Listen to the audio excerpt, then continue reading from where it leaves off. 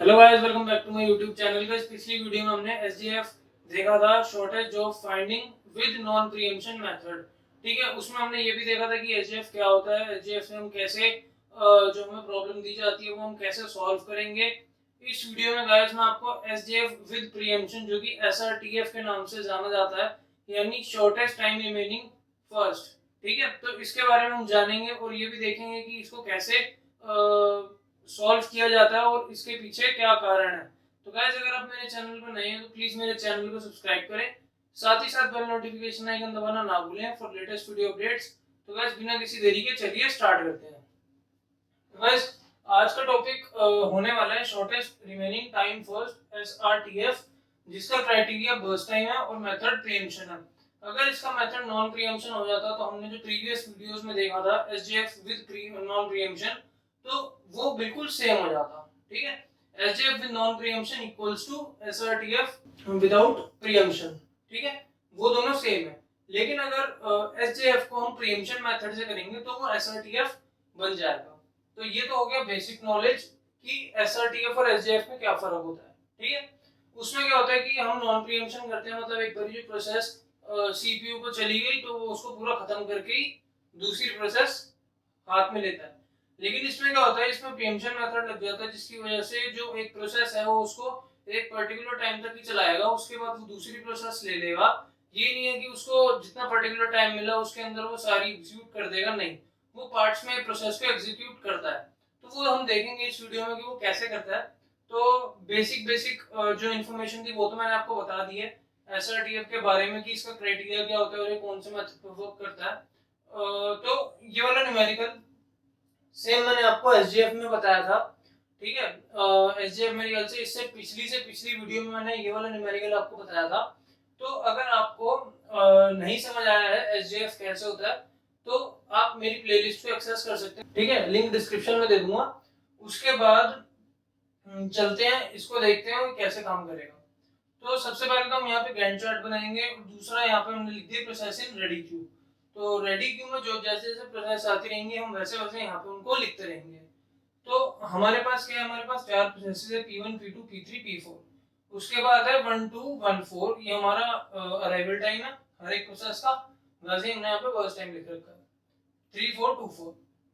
अब देखो, सबसे पहले हम क्या करेंगे, हमें ये तो पता है कि जो हमारा गैंट चार्ट होता है वो जीरो से स्टार्ट होता है। ठीक है, तो वैसे ही हमने यहाँ पे जीरो से स्टार्ट कर दिया। अब जीरो से हम एक एक यूनिट चलेंगे। ठीक है, एक एक यूनिट क्यों चलेंगे वो भी मैं आपको बताऊंगा। अब देखो, फॉर एग्जांपल मान लो कि अभी जीरो पे हमारा कोई भी जो प्रोसेस है वो अराइव नहीं हुई है। ठीक है, तो अगर अराइव होती तो हम यहाँ पे उसका नेम जो है वो लिख देते और रेडी क्यू में डाल देते। ठीक है, लेकिन अभी हमारे पास जीरो पे कोई प्रोसेस अवेलेबल है ही नहीं, तो हम जीरो से लेके 1 तक इसको हम आइडल रखेंगे। जो हमारा सीपीयू होगा वो हमारा आइडल होगा। अब 0 से लेके 1 हमारा सीपीयू आइडल है। अब देखते हैं कि 1 पे कौन कौन सी प्रोसेस हमारे पास अवेलेबल है। तो देखो, एक तो अराइवल टाइम इसका 1 है और अराइवल टाइम इसका 1 है, तो यानी P1 और P3 हमारे पास अवेलेबल है। ठीक है, लेकिन अब हमें इसका देखना क्राइटेरिया बर्स्ट टाइम का। तो बर्स्ट टाइम का अगर हम P1 और P3 में से देखें किसका बर्स्ट टाइम कम है, तो बर्स्ट टाइम इसका कम है, किसका, P3 का। तो सबसे पहले हम क्या करेंगे, P3 को हम रेडी क्यू में डाल देंगे। ठीक है, P3 को हमने रेडी क्यू में डाल दिया। तो अब P3 को यहाँ पे गैंट चार्ट में एग्जीक्यूट करवाएंगे। तो यहाँ पे P3 हमने लिखा। अब इसको हम करेंगे एक यूनिट तक चलाएंगे, तो 1 + 1 कितना होता है, 2। ठीक है, हमने एक यूनिट तक क्यों चलाया, क्योंकि ये काफी आसान होता है। आप अपनी मर्जी से 2 यूनिट या 3 यूनिट तक भी चला सकते हैं, लेकिन उसमें आपको ये कंफ्यूजन होगी कि अगर मान लो आप 0 से 3 चलाते हैं या 0 से 4 चलाते हैं, तो बीच में जो प्रोसेस आते हैं, जैसे उनका अराइवल टाइम अगर बीच में आ जाता है, तो आपको वो थोड़ी कंफ्यूजन होगी देखने में कि इस पॉइंट पे या इस यूनिट पे कौन सी प्रोसेस अवेलेबल है। तो इसीलिए मैं आपको सिंपल इंफॉर्मेशन देना चाहता हूँ और इस कंसेप्ट को भी सिंपल रखना चाहता हूँ। अब जैसे मान लो एक एक यूनिट आप चलाओगे तो आपको पता लगता रहेगा कि हर यूनिट पे मेरे पास कौन सी प्रोसेस अवेलेबल है, अगर नहीं भी है तो भी पता चलता रहेगा। ठीक है, तो ये तो हो गया, हमने एक यूनिट तक 1 से 2 चलाया P3 को। अब देखो इसमें क्या होता है, हमने एक यूनिट ही क्यों चलाया, क्यों? क्योंकि ये प्रीएम्पशन क्राइटेरिया कह लो आप, मेथड कह लो, ठीक है, प्रीएम्पशन मेथड है। प्रीएम्पशन मेथड में हम कोई भी प्रोसेस को एक ही बारी में एग्जीक्यूट नहीं करते, उसको पार्ट्स में हम एग्जीक्यूट करते हैं। तो पार्ट्स में मेरा कहने का मतलब ये है कि यूनिट बाय यूनिट हम उसको एग्जीक्यूट करेंगे। इसमें जैसा कि मैंने बोला कि हम अभी 1 यूनिट बाय 1 यूनिट एग्जीक्यूट करेंगे। तो 1 + 1 2 हो गया, तो हमने इसको 1 यूनिट एग्जीक्यूट करा। तो अब ये 2 है, तो 2 में से 1 गया, कितना बचा? 1। तो मतलब इसका अभी बस टाइम 1 बचा है, मतलब ये अभी एक बार और एग्जीक्यूट होगा। ठीक है, अब जैसे ही हमने कर दिया, उसके बाद हम दोबारा देखेंगे कि 2 पे कौन सी प्रोसेस अवेलेबल है। अब देखो अराइवल टाइम 2 इसका भी है और इसी का ही है। तो अब देखो हमारे पास P1 P2 P3 तीन प्रोसेस अवेलेबल है। तो अब हम यहाँ पे रेडी क्यू में क्या लिखेंगे? P1 P2 और P3। ठीक है, P1 P2 P3 हमने लिख दिया। अब P1 P2 P3 में से हम बर्स्ट टाइम चेक करेंगे किसका बर्स्ट टाइम सबसे ज्यादा कम है।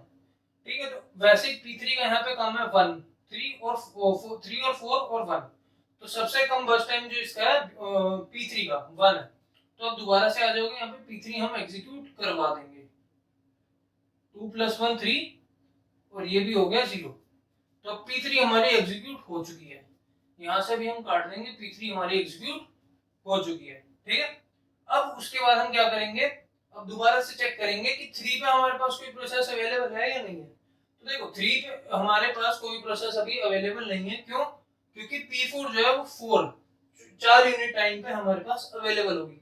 तो अभी हमारे पास कोई भी प्रोसेस अवेलेबल नहीं है जो कि न्यू में हो। ठीक है, तो अब देखो P3 हमारे पास चला गया, अब बचा P1 और P2। ठीक है, P3 हमारे पास जा चुका, P1 और P2 बचा है।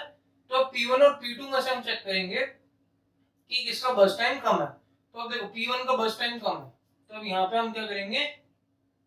P1 और P2 हमने लिख दिया। अब यहाँ पे हम ले जाएंगे P1 एक यूनिट के लिए 3 + 1 4। तो यहाँ पे अब क्या हुआ? इसका हो जाएगा 1 माइनस, तो 3 - 1 2 हो गया। अब दोबारा से हम देखेंगे कि 4 पे कोई प्रोसेस अवेलेबल है या नहीं है। तो देखो 4 पे अब ये वाली प्रोसेस भी अवेलेबल है। ठीक है, तो अब क्या होगा? दोबारा से अपडेट होगा रेडी क्यू में। अब क्या होगा हमारे पास? P1 P2 और P4, P1 P2 P4। अब P1 P2 P4 में से हम चेक करेंगे कि किसका बर्स्ट टाइम सबसे ज्यादा कम है। तो अब देखो P1 का ही दोबारा से कम है, क्योंकि इन दोनों का तो 4 सेम ही है। तो अब P1 को हम दोबारा से एग्जीक्यूट करेंगे। तो P1 को हमने एग्जीक्यूट करा, 4 + 1 5। तो अब ये क्या हो गया? 1 आ गया। अब फिर वही हम देखेंगे कि कोई 5 पे अवेलेबल है या नहीं है। तो 5 पे कोई अवेलेबल नहीं है, वही सेम प्रोसेस है P1 P2 P4, P1 P2 P4। अब P1 P2 P4 में से हम दोबारा चेक करेंगे किसका बर्स्ट टाइम कम है। तो फिर से P1 का आएगा, P1 का आया, यहाँ पे हमने 6 लिख दिया। अब ये कट के 0 हो गया, तो ये भी हमारी प्रोसेस पूरी एग्जीक्यूट हो गई। तो P1 हमारा खत्म हो गया। अब बचा P2 और P4। तो P2 और P4 में से बर्स्ट टाइम किसका कम है? दोनों का सेम है, ये भी 4 है और ये भी 4 है। ठीक है, तो अब ऐसे केस में मैंने आपको बताया था कि अगर आपको बर्स्ट टाइम सेम है तो आप एक स्टेप पीछे आ जाओ, अराइवल टाइम चेक करो। अब अराइवल टाइम किसका कम है? P2 का। P2 का अराइवल टाइम कितना है? 2। और P4 का कितना है? 4। तो 2 छोटा हुआ 4 से, तो इसीलिए P2 पहले एग्जीक्यूट होगा। तो देखो P2 हमने क्या किया? एग्जीक्यूट कर दिया 1 यूनिट तक। अब P2 हमने 1 यूनिट तक एग्जीक्यूट किया, तो ये 3 हो गया। ठीक है, अब फिर से वही P2 P4 आ गया। अब P2 P4 में से बर्स्ट टाइम किसका कम है? P2 का। तो अब P2 को दोबारा से हम एग्जीक्यूट कर देंगे 1 यूनिट तक। अब ये कितना हुआ? ये 2 हो गया। अब दोबारा से चेक करेंगे बर्स्ट टाइम किसका कम है? P2 और P4 में से P2 का। तो ऐसे हम दोबारा से P2 को हम एग्जीक्यूट कर देंगे। तो अब 1 आया, अब दोबारा चेक करेंगे, फिर दोबारा P2 को हम एग्जीक्यूट करवाएंगे यहाँ पे 10 तक, तो हो गया 0। ठीक है, P2 भी हमारा खत्म हो गया। अब बचा P4। अब P4 ही बचा, तो P4 को हम डायरेक्ट एग्जीक्यूट करवा सकते हैं पूरे का पूरा। तो यहाँ पे हमने लिखा P4 तो 10 + 4 14। डायरेक्ट हमने एग्जीक्यूट करवा दिया, क्योंकि इसके साथ का और कोई प्रोसेस है ही नहीं, ये अकेला बचा, तो इसलिए हमने इसको पूरा एग्जीक्यूट करवा दिया। ठीक है, अब चलते हैं कंप्लीशन टाइम पे। कंप्लीशन टाइम में हम आए तो कंप्लीशन टाइम मैंने आपको बताया था जो राइट साइड वाला होता है और जो इस राइट साइड वाला होता है जो गैंट चार्ट के अंदर नीचे जो वैल्यूज होती हैं वो हमारा कंप्लीशन टाइम होता है। लेकिन पहले हम नॉन प्रीएम्पशन मेथड ट्राई कर रहे थे जिसकी वजह से हमारा जो प्रोसेस थी वो एक ही बार आता था, लेकिन नॉन प्रीएम्पशन में क्या होता है वो हमारा बार बार प्रोसेस आता है। ठीक है, तो बार बार की वजह से क्या होता है, अब मान लो P1 है, P1 आखिरी बार कब रिपीट हुआ था, P1 हुआ था ये। ठीक है, तो P1 का राइट साइड क्या है 6, तो यहाँ पे मैं लिखूंगा 6।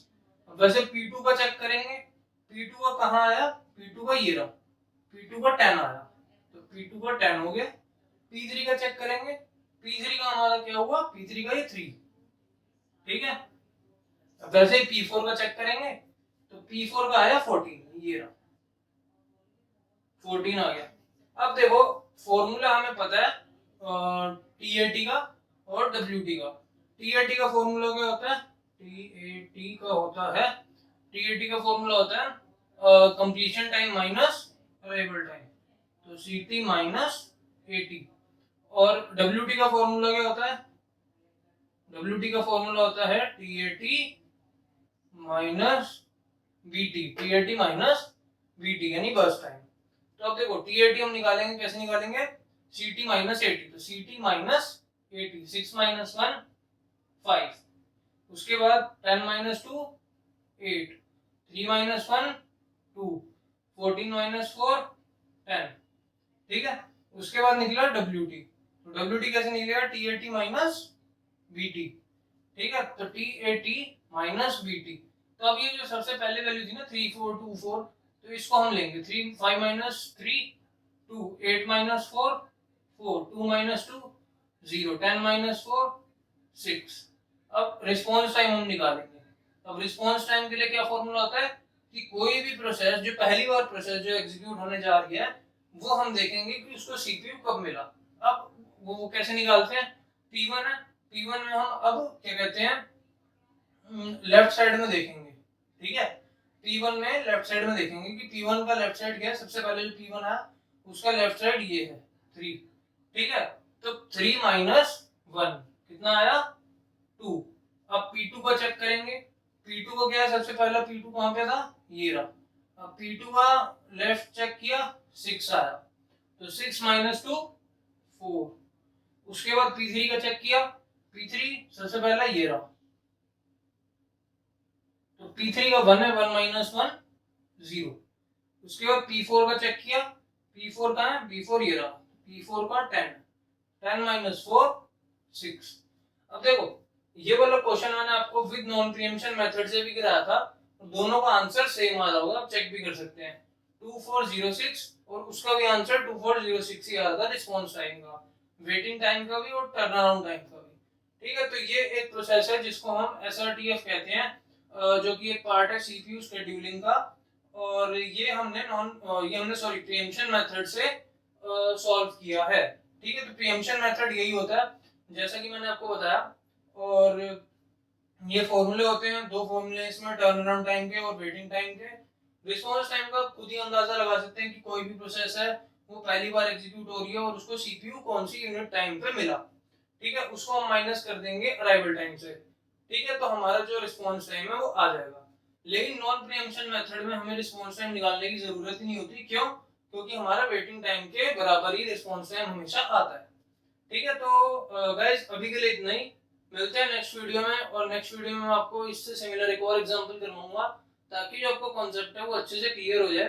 तो अभी के लिए इतने ही गाइस, मिलते हैं नेक्स्ट वीडियो में, टिल देन थैंक यू।